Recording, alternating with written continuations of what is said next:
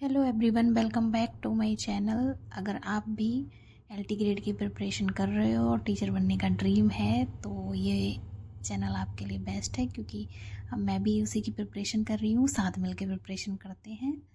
Biology की important topics, short tricks, MCQ और जो भी जितना भी इम्पोर्टेंट है वो सब कवर करूँगी मैं टॉपिक वाइज। तो आप भी मेरे साथ पढ़िएगा, जुड़िएगा मेरे साथ और साथ में अपना टीचर बनने का सपना स्टार्ट करते हैं।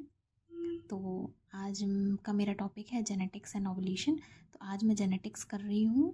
अगर आप लोगों को जेनेटिक्स के की नोट्स और क्या कहते हैं की नोट्स चाहिए एग्जाम पर्सपेक्टिव से, मेंडल लॉ का शॉर्ट फॉर्म में चाहिए, मतलब पूनेट स्क्वायर एग्जाम्पल, ये सब चीज़ें अगर शॉर्ट फॉर्म में चाहिए तो आप लोग मुझे बताना, मैं ज़रूर डालूँगी उसको। अभी तो मैंने नहीं डाला है, मैं अभी सिर्फ अपनी पढ़ाई कर रही हूँ, मतलब रिवाइज़ कर रही हूँ। अगर चाहिए हो तो बताना कि टर्म्स जो होते हैं जेनेटिक्स के, जैसे जीन हो गया, unit of heredity, DNA genetic material, chromosome DNA plus protein structure होता है, एलेलीज जो होता है वो जीन का एक अल्टरनेट फॉर्म होता है, होमोजाइगस मतलब सेम एलेलीज, कैपिटल ए या फिर स्मॉल ए ऐसे, हेट्रोजाइगस जो डिफरेंट एलेलीज होती हैं। एग्जाम्पल जैसे कि ले लो कैपिटल ए और एक स्मॉल ए हो, या फिर स्मॉल ए हो फिर कैपिटल ए हो, ये हो गया हेट्रोजाइगस जिसमें डिफरेंट एलेलीज होती हैं। और होमोजाइगस क्या होता है जिसमें सेम एलेलीज होती हैं, कैपिटल ए साथ होगा और स्मॉल ए होगा। फिनोटाइप क्या होता है? फिनोटाइप जो होता है जिसपे हम मतलब प्लांट बॉडी ले लो या कुछ भी ले लो, कि फिनोटाइप फिजिकल अपीयरेंस पे होता है, मतलब जो फिजिकल अपीयरेंस है, टॉल है, डार्क है, कलर है उसका कैसा है। जीनोटाइप क्या है? जेनेटिक कॉन्स्टिट्यूशन होता है। तो फादर ऑफ जेनेटिक्स कौन है? ये तो सभी को पता होगा, जॉर्ज जॉन मेंडल हैं। ठीक है, और इन्होंने क्या करा था? गार्डन पी प्लांट पे करा था इन्होंने अपना मोनोहर्मिडाइज क्रॉस।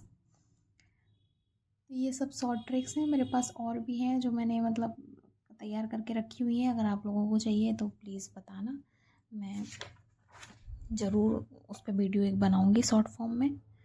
ठीक है, जैसे मेंडल्स जो हैं उन्होंने लॉ भी दिए थे, law of dominance, law of segregation, law of independent assortment. इन सब का भी शॉर्ट फॉर्म में अगर थोड़ा थोड़ा याद रखोगे ना तो एग्जाम पर्सपेक्टिव से डायरेक्ट क्वेश्चन आएगा तो आपको याद रहेगा। ऐसे मतलब एनसीईआरटी अगर जिसने भी पढ़ी होगी तो वो लेंदी है थोड़ी सी, थोड़ा समझने में मुश्किल होता है।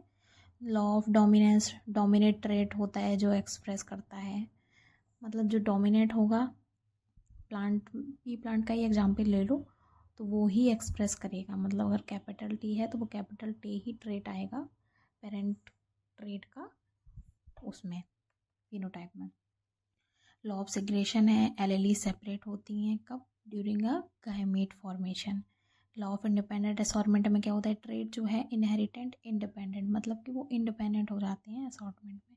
जैसे पूनेट स्क्वायर भी है, पूनेट स्क्वायर आपने पढ़ाई होगा, एनसीईआरटी में भी दिया गया है वैसे। तो ये सब चीज़ें हैं, ऐसे ही है मेमोरी ट्रिक्स के लिए, जैसे कि डीएनए आरएनए। डीएनए क्या है? Dioxy ribonucleic acid. आरएनए क्या है? Ribonucleic acid.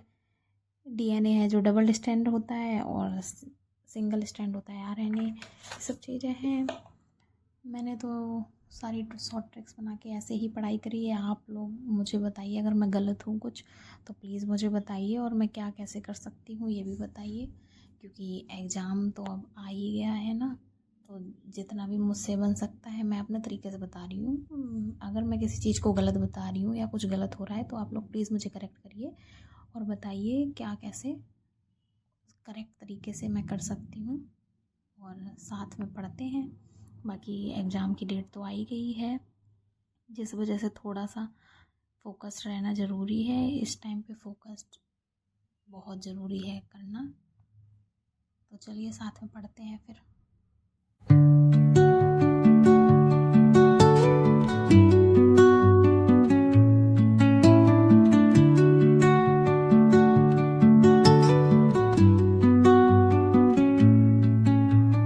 Under the boughs where the shadows play, the wind hums songs at the break of day.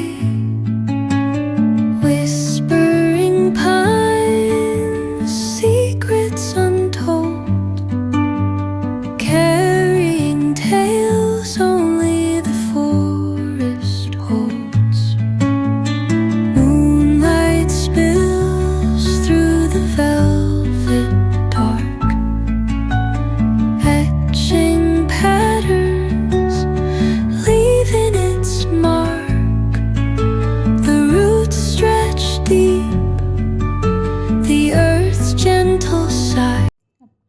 पढ़ूंगी chromosomal theory of inheritance पढ़ूंगी, chromosome पढ़ूंगी, मतलब मियोसिस मेटियोसिस में पढ़ चुकी हूँ लेकिन मैं फिर से रिवाइज करूंगी।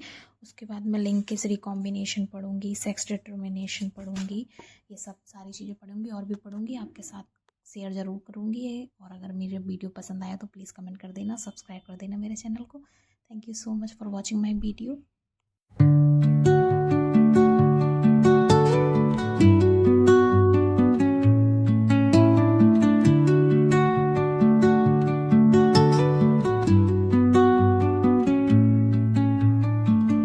under